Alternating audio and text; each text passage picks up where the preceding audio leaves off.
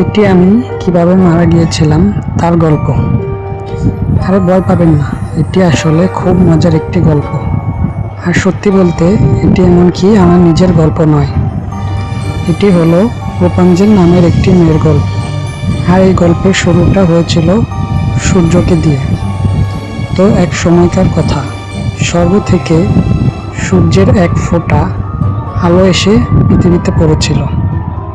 আর সূর্যের সেই ছোট্ট আলো ফোঁটাটি থেকে জন্ম নিয়েছিল একটি জাদুকরী সোনালী ফুল। এর মধ্যে যে কোনো অসুস্থ এবং আহত মানুষকে সুস্থ করে তোলার ক্ষমতা ছিল।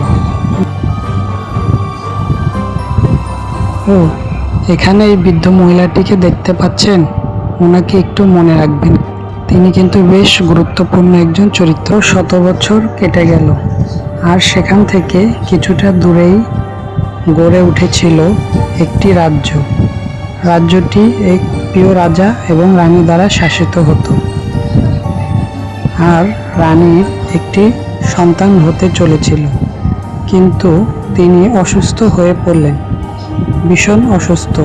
ওনার হাতে একদমই সময় ছিল না। আর তখনই মানুষ সাধারণত কোনো অলৌকিক কিছুর খোঁজ করতে শুরু করে, অথবা এই ক্ষেত্রে সেই জাদুকরী সোনালী ফুল। আমি বলেছিলাম না উনি গুরুত্বপূর্ণ হবেন।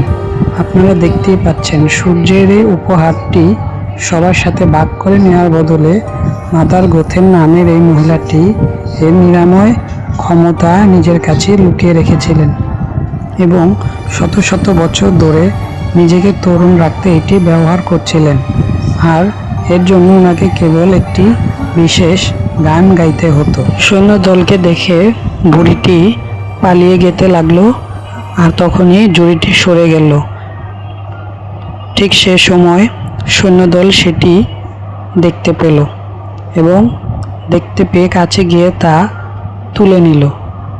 তুলে নিয়ে রাজ্যে নিয়ে গেল এবং তার দ্বারা রানীকে সুস্থ করে তুলেছিল, যার ফলে রানীর একটি সুস্থ রাজকন্যা হলো, যার চুলগুলো ছিল চমৎকার সোনালি।